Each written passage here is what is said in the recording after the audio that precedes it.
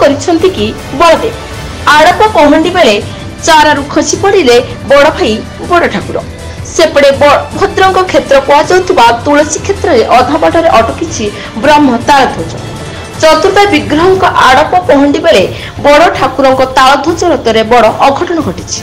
ପହଣ୍ଡି ଆରମ୍ଭ ପୂର୍ବରୁ ଚାରମାଳରୁ ଖସି ପଡ଼ିଛନ୍ତି ସ୍ୱୟଂ ଶେଷନାଗ ବଡ଼ ଠାକୁର ଶ୍ରୀ ବଳଭଦ୍ର। ପହଣ୍ଡିରେ ଏତେ ଅବହେଳା କରାଯାଇଛି ଯେ ରଥ ଉପରୁ ତଥା ଚାରମାଳ ଉପରି ଭାଗରୁ ଖସି ଆସି ଚରମାଳ ତଳ ଭାଗରେ ମୁହଁ ମାଡ଼ି ପଡ଼ିଥିଲେ ବଡ଼ ଠାକୁର। ନିକଟ ଅତୀତରେ କେବେ ବି ଏଭଳି ଅଘଟଣ ଘଟିନଥିଲା ଯାହା ଆଜି ଦେଖିବାକୁ ମିଳିଲା। ଏହି ଘଟଣା ଶ୍ରୀ ଜଗନ୍ନାଥ ପ୍ରେମୀଙ୍କୁ ଭୀଷଣ ଆଘାତ ଦେଇଛି। ସମସ୍ତେ ଏହି ଘଟଣାକୁ ଛିଛି କରିବା ଆରମ୍ଭ କରିଦେଇଛନ୍ତି। ସାମାଜିକ ଗଣମାଧ୍ୟମରେ ପୁରା ଘଟଣାର ଦୃଢ଼ ନିନ୍ଦା କରିଛନ୍ତି। ଏଥିପାଇଁ ସେବାୟତଙ୍କୁ ଦାୟୀ କରିଛନ୍ତି। ସଂଖ୍ୟାଠାରୁ ଅଧିକ ସେବକ ଓ ଅଣସେବକ ରଥ ଉପରେ ଚଢ଼ିବାରୁ ଏଭଳି ଅଘଟଣ ଘଟିଲା ବୋଲି ଗୁରୁତର ଅଭିଯୋଗ ଉଠିଛି। ହେଲେ ସବୁ ବଡ଼ ବଡ଼ିଆ ଅଧିକାରୀ ଉପସ୍ଥିତ ଥିବା ବେଳେ ଏତେ ସଂଖ୍ୟକ ଅଣସେବକ କିଭଳି ରଥ ଉପରକୁ ଉଠିଲେ? ସୂଚନାଯୋଗ୍ୟ ଯେ 1987 ମସିହାରୁ ନିଷ୍ପତ୍ତି ହୋଇଛି ଯେ ସର୍ବାଧିକ 40 ଜଣ ସେବକ ରଥ ଉପରେ ରହିବେ, କିନ୍ତୁ ଆଜି ଏହି ନିଷ୍ପତ୍ତିକୁ କେହି ମାନି ନାହାନ୍ତି। ଏହା ଦେଖି ମଧ୍ୟ ପୋଲିସ ଓ ଜିଲ୍ଲା ପ୍ରଶାସନ କାହିଁକି ରୋକିଲା ନାହିଁ ତାହା ବୁଝା ପଡୁନାହିଁ।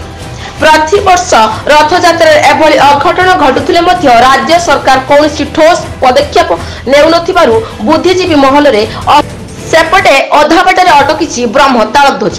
3 ଦିନ ହେଲା ବଡ଼ଦାଣ୍ଡରେ 3 ଠାକୁର, ସବୁ ଉଦ୍ୟମ ଫେଲ୍।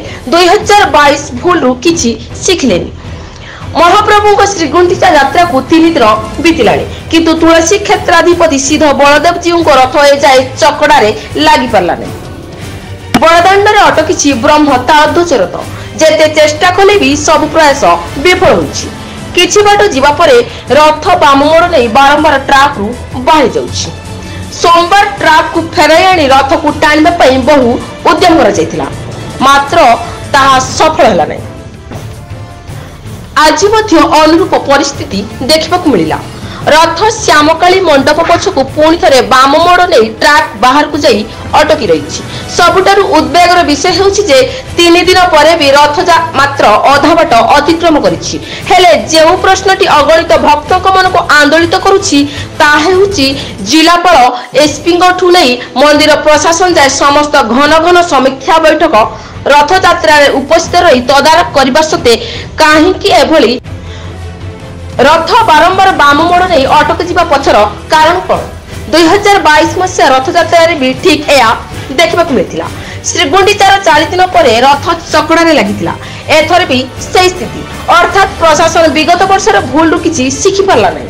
बारंबार एभली चरम विभ्राट पाई कहीं प्रशासन अपरिणामदर्शी पदक्षेप को दायी करुछि तो कहीं महाप्रभु कोप देखाउछन्ति बोली चर्चा होछि। Report press news. न्यूज को अपडेट पाई शेयर लाइक सब्सक्राइब करंतु।